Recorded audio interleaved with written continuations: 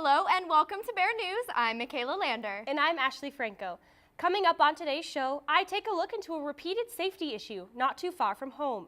Stay tuned for all the current details. Next, UNC students talk gun control. See what they have to say. We've got all that and more on this episode of Bear News. Don't go anywhere.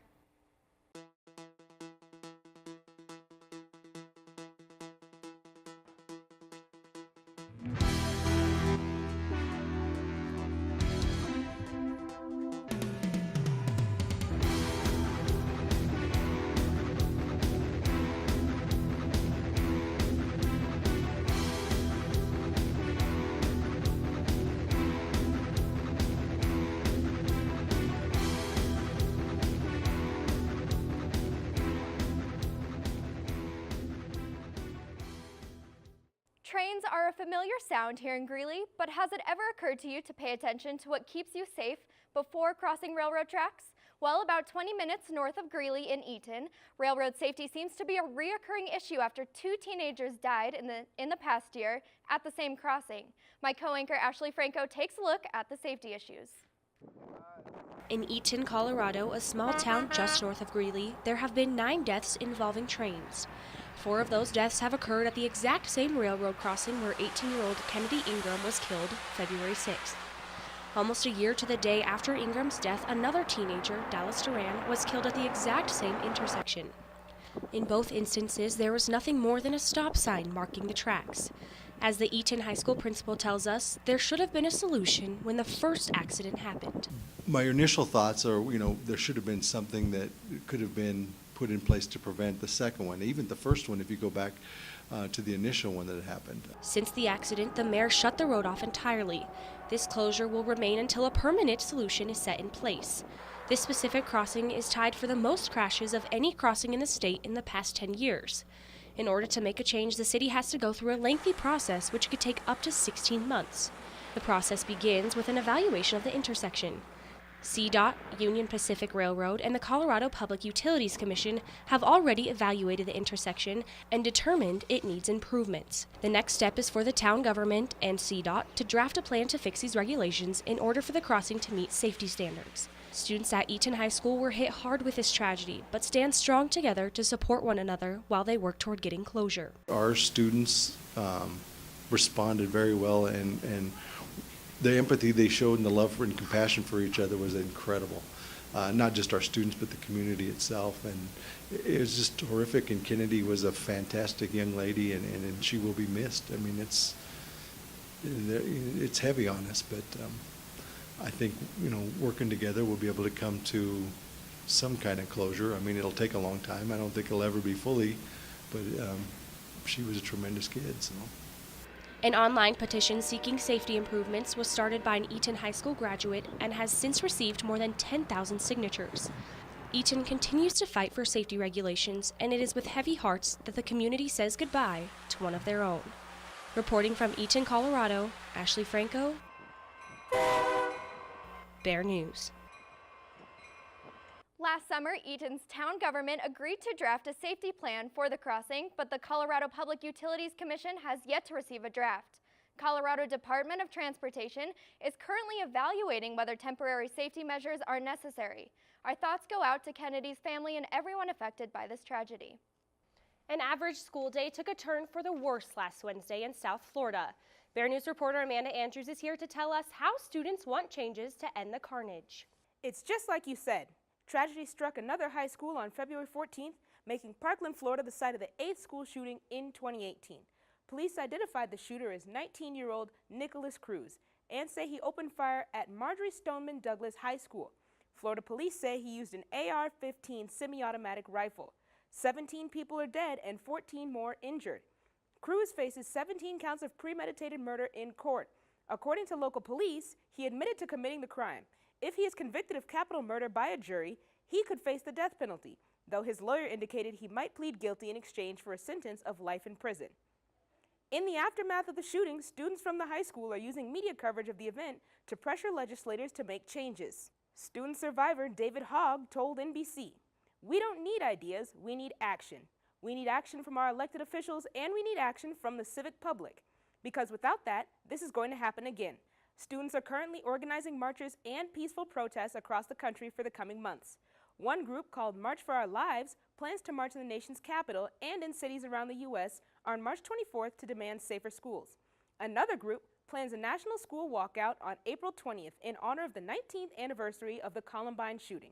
According to the petition on change.org, this walkout is student-led, and more than 58,000 people signed up to attend. Back to you. Thank you, Amanda. Stay tuned to BearNews for updates as the story continues to develop. 13 Russians and 3 Russian companies are under indictment, charged with federal crimes in connection with the 2016 presidential election. A grand jury, impaneled by special counsel Robert Mueller, handed down the indictments, but Deputy U.S. Attorney General Rod Rosenstein made the formal announcement. The indictment charges 13 Russian nationals and 3 Russian companies for committing federal crimes while seeking to interfere in the United States political system, including the 2016 presidential election. The 8-count indictment focuses on Internet Research Agency, a Russian company based in St. Petersburg, Russia. The indictment charges the company and the individuals with stolen identities who attempted to defraud the United States by using fraudulent bank accounts and false identities. The operation attempted to boost the candidacies of eventual winner Donald Trump, Vermont Senator Bernie Sanders, and Green Party candidate Jill Stein. The indictment accused the Russians of trying to undermine the candidacies of eventual Democratic nominee Hillary Clinton, along with Republicans Jeb Bush, Marco Rubio, and Ted Cruz.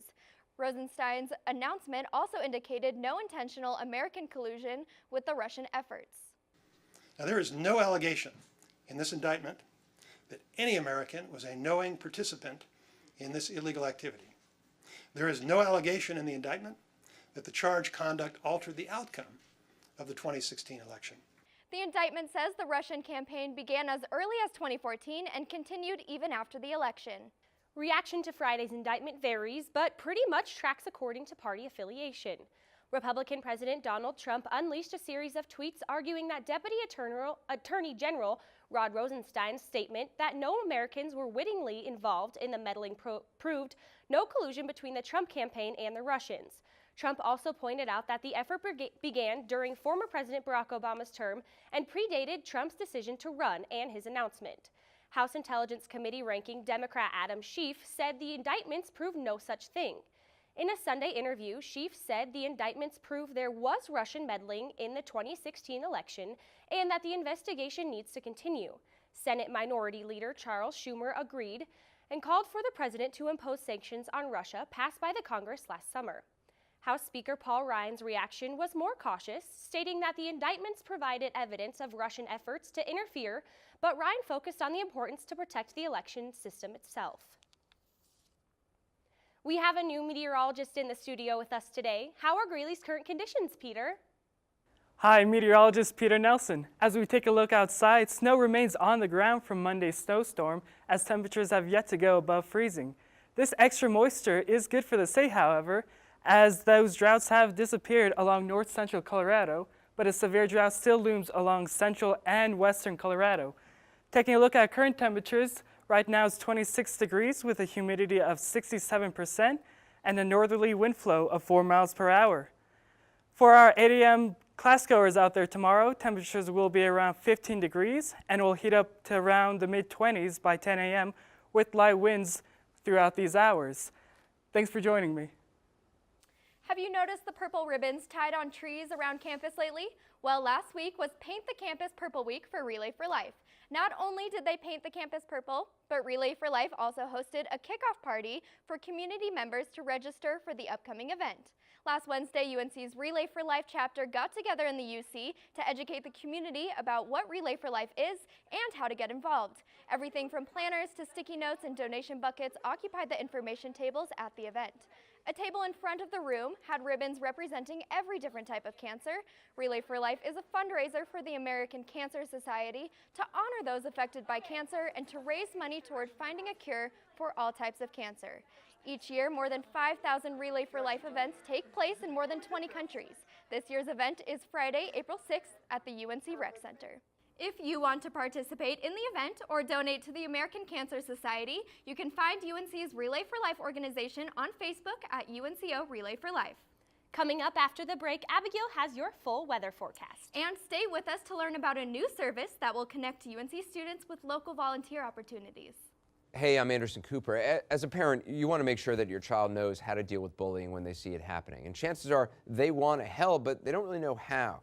Well, teach them that the best thing to do is calmly walk away, find a teacher or other adult, and speak up. And do your part. Be that adult they can talk to and trust will listen. Join me to help stop bullying. Go to stopbullying.gov to find out more. You sure you don't want some? It's chamomile. Listen, you are extremely terrifying. Just the scariest undead subhuman thing on TV, and I really mean that. But I am worried that you could give my kids nightmares if they see you, so I'm gonna have to block you. So that's it. Oh, and tell the zombies they're blocked too.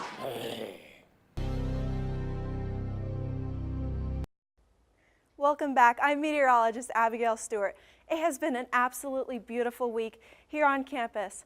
Okay, a cold week, but absolutely beautiful with all the snow that we've seen come to campus.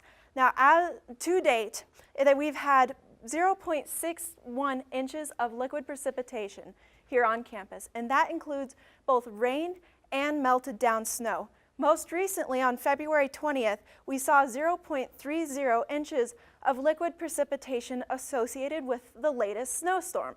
Now, the general rule is that 1 inch of snowfall melts down to about 0.1 inch of liquid water. So we're looking at about 3 inches of snow with this value. Now, with all this beautiful winter weather here on campus, let's also not forget about the ice storm that we saw come to campus on February 9th. That was able to cover the plants and trees with absolutely beautiful ice and make campus just a wonderful, just a winter wonderland for everybody here in Greeley. Now, here's a very interesting weather phenomenon that's actually pretty rare on campus. It's called feather ice. And how it forms is that ice crystals start attaching to an object, such as grass, and then start radiating outward in a pattern that looks almost like feathers, which hence its name. Do you have any photos of the snow on campus? Send it to our Twitter page at BearNews98 or to our Instagram at BearNewsUNCO, and I'll put him on the next show. Taking a look at our current satellite, you can actually see that a lot of the nation has a lot of snow cover. You can distinguish the snow cover from the clouds because the clouds, you can see, are moving quite quickly across the nation. Up in the northern states, you can see all the snow cover that kind of just sits. Taking a look at Colorado, we can see our Rocky Mountains have plenty of snowfall, which we definitely like to see this time of year. Right now, there's a low pressure system sitting at the southern Colorado border that helped bring us some snow flurries this morning in Weld County. This low pressure system moves out of the state tomorrow, and with it will bring a chance of snow at around 4 p.m., which I'll talk about just a little bit later. Now, by Saturday, this low pressure system decided that it misses Colorado and decides to come back and with it bring some snow showers, and we can't rule out the possibility of a few flurries here in northern Colorado, but it probably won't amount to much. For tomorrow, we'll start off the day at 15 degrees. By noon, we'll warm up to 29 degrees and start to kick in the winds at around 9 miles an hour. By 5 p.m., snow's already started, remains below freezing, and we keep those winds at around 10 miles per hour. Now, we do have some wind to worry about on Saturday. That's partially due to this low pressure system moving through Colorado that will bring with it some spin in the atmosphere and some turbulence, which will help kick up those winds. If we look at the progression of the wind speed, it's at the surface for the next couple of days, we see around 10 a.m. to 4 p.m. Saturday, those winds start to kick up over northern Colorado, and we're going to see sustained winds at around 20 miles per hour, gusting up to 40 miles per hour. So this will not be a good day to be outside. Looking at our 5-day weather forecast, tomorrow snow starts at 4 p.m. and we're going to see about 1 to 3 inches of accumulation. Saturday, again, probably not a good day to be outside because of those strong winds. We're going to see a high of 36 that day. On Sunday, we'll keep the winds around 20 miles per hour, warm up slightly, and Monday and Tuesday, we finally bring in those clear skies and get back to those temperatures of around 45 degrees. Back to you. Looking for some opportunities to give back to the Greeley community? Well, BearNews reporter Logan Garcia is here to tell us more about a new tool the Office of Community and Civic Engagement uses to connect you with agencies around Greeley. Thanks, Michaela. If you haven't heard about the CCE office, don't worry. A lot of people haven't.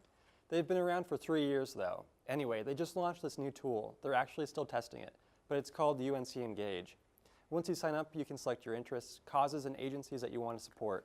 They're currently partnered with the City of Greeley, District 6, the High Plains Library District, the Immigrant and Refugee Center of Northern Colorado, Junior Achievement, and Soccer Without Borders.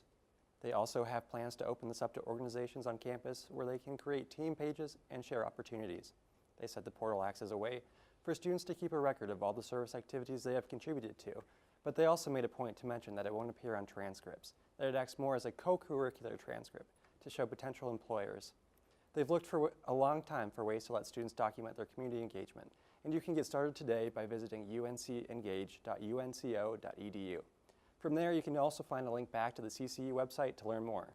Be sure to let them know what you think. They're also looking for recipients for their Bob and Bonnie Phillips Family CAP Award. They choose 3 people who are committed to contribute, achieve, and pay it forward, and award them $5,000 each. So if that's you, be sure to look for it on the Universal Scholarship application.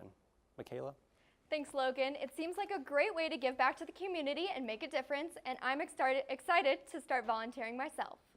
April is fast approaching, and that means a new president for UNC. Current university president Kay Norton announced her retirement last semester.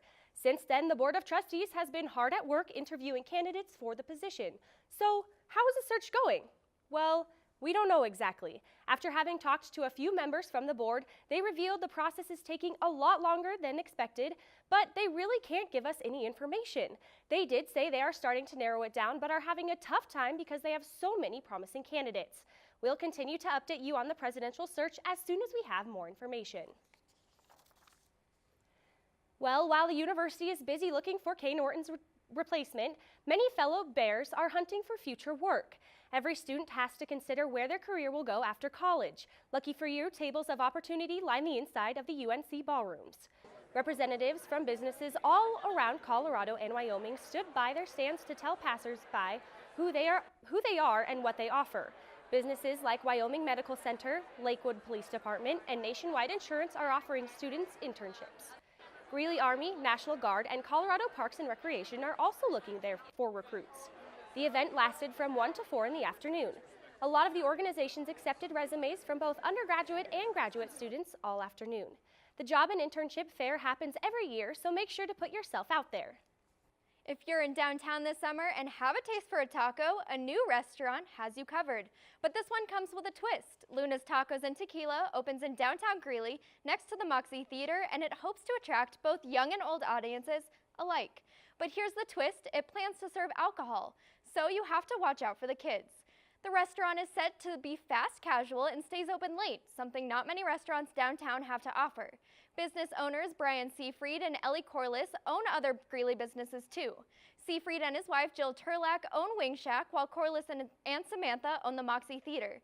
Seafried said the menu features an appreciation for Mexican street food, and some items will have character of their own. Similar to Wing Shack, you can order at the counter, then wait for your food at a table.